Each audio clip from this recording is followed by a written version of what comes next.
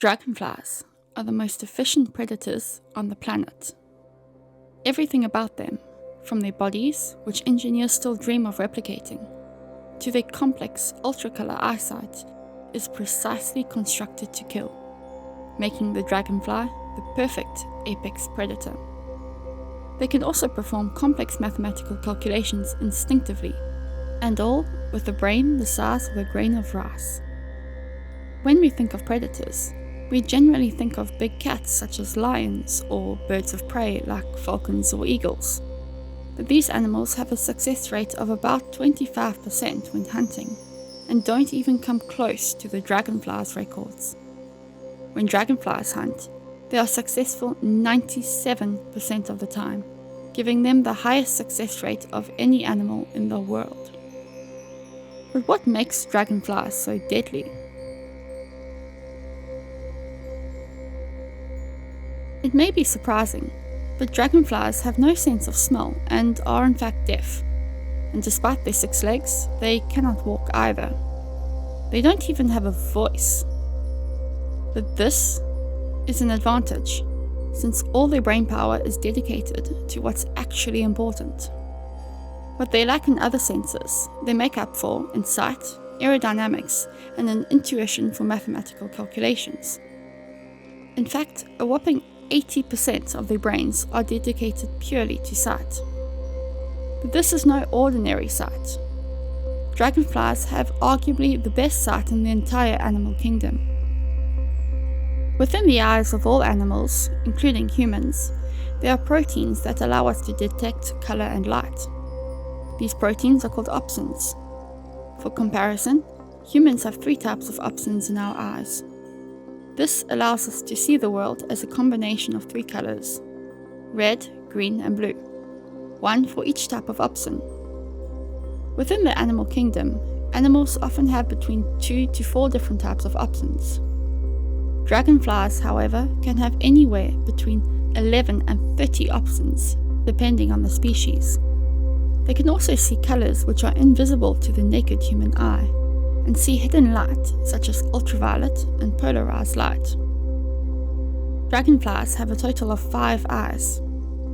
First and foremost, they have 2 compound eyes, each composed of about 30,000 hexagonal lenses, all pointing in different directions, giving them a near-perfect 350-degree vision, with only a single blind spot at the back of their heads. What's more, is that their brains are capable of processing all directions simultaneously. Humans are able to see 30 frames per second, but dragonflies have a remarkable precision of 200 frames per second. Compared to our vision, dragonflies see in slow motion, making them extremely sensitive to motion, perfect for spotting prey moving at high speeds. Once the dragonflies have spotted their prey, the next step is catching it. Dragonflies can reach incredible speeds of over 55 kilometers per hour, or 37 miles per hour, but this is rarely necessary. Dragonflies don't actually chase their prey. They calculate where their prey will be based on its current flight pattern, and then intercept it. We have dragonflies to thank for peaceful summers, as they generally eat between 30 to 100 mosquitoes per day. But this is not what makes dragonflies engineering marvels. These creatures have flight patterns unlike any other, which engineers are still trying to replicate. Dragonflies have 2 pairs of wings, both of which have muscles attached directly to each wing, allowing them to maneuver each of their wings individually. This is unique to dragonflies and closely related damselflies. Researchers found that this feature is what gives them the ability to fly in all directions. They can fly forwards, sideways, upside down, spin on their axis, and can even fly backwards. The hummingbird is the only other animal on the planet that can fly backwards. These formidable flight patterns are aided by their other 3 eyes, which are used to detect the horizon and correctly orientate itself. Researchers have found that the dragonfly's prowess is largely due to a near instantaneous connection between its sight and wing muscles. And if the dragonfly has the misfortune of injuring a wing, or even losing it, it still retains its ability to fly. Researchers have spent years picking apart every detail of the dragonfly's flying patterns in order to replicate them in robots and drones. While many drones have been inspired by the dragonfly, none match up to the insect's proficiency. The dragonflies have had the advantage of time. To understand how these creatures arrived at this point, let's go back to the beginning.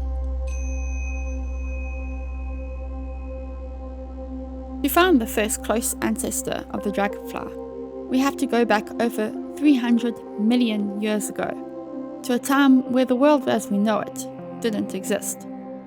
That's around 100 million years before the first dinosaurs roamed the Earth. The world was made up of a single continent called Pangaea, and was covered in massive swamps which pumped out high quantities of oxygen. Here, within these swamps, the first flying insect in existence ruled the skies. This was the direct ancestor of the dragonflies, called the griffinfly. The only known difference between these prehistoric beasts and the modern dragonfly is their size. While the dragonfly has a typical wingspan of 5 to 12 centimeters, or 2 to 5 inches, griffinflies had a wingspan of up to 71 centimeters, or 2.5 feet, making them among the largest insects to have ever existed. The griffinfly's impressive size is theorized to be due to the fact that there was around 14% more oxygen in the air back then. Today, there are over 3,000 known species of dragonfly, and they are natural-born predators right from the very start. Dragonflies are in fact born underwater, where they will spend most of their lives. They can spend years as dragonfly nymphs, but typically only live outside of water for a month of their lives. Equipped with water-propelled extendable lower mandibles and sharp pincers, they prey on tadpoles, small fish, mosquito, and other insect larvae, and basically anything they can find in their murky underwater habitat. As it grows, the dragonfly nymph will molt multiple times within its lifetime. Once it's big enough, it will find a stalk and crawl out of the water. There, they will molt for the final time. Their skin cracks open and they expand out of it like a telescope. During this final molt, wings emerge. They stay on their stalk for a moment, while their body dries out, their exoskeletons harden, and they pump blood into their four wings. Then they are ready for takeoff, and these dragonflies will go far. Some dragonflies will even embark on a journey across the globe.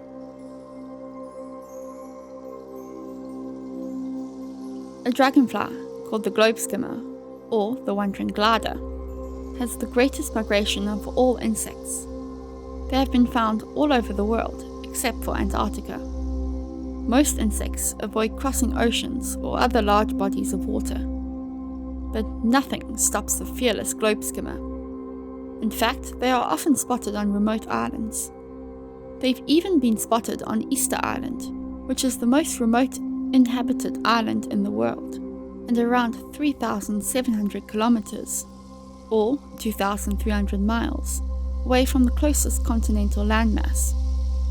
These insects have such remarkably high diverse habitat that they've even been spotted at over 3,300 meters, or 11,000 feet, in the Himalayas. These dragonflies are aptly named because they embark on a multi-generational migration across the globe.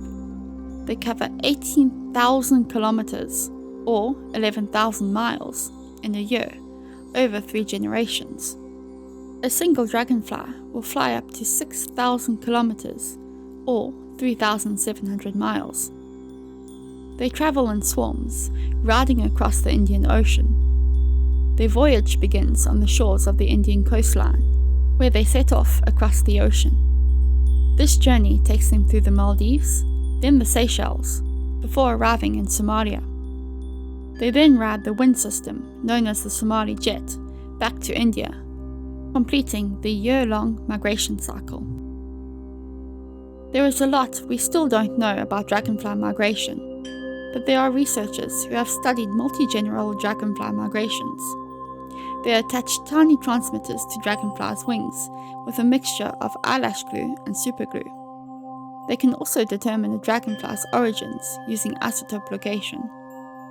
During a dragonfly's nymph phase, they absorb isotopes from the water, which are incorporated into the dragonfly's body.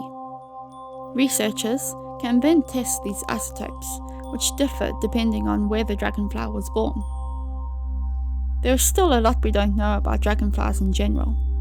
Sometimes, these creatures gather in massive swarms, numbering in the millions. The swarm lasts only for a brief period of time before dispersing. The reason for these swarms remains unknown to researchers.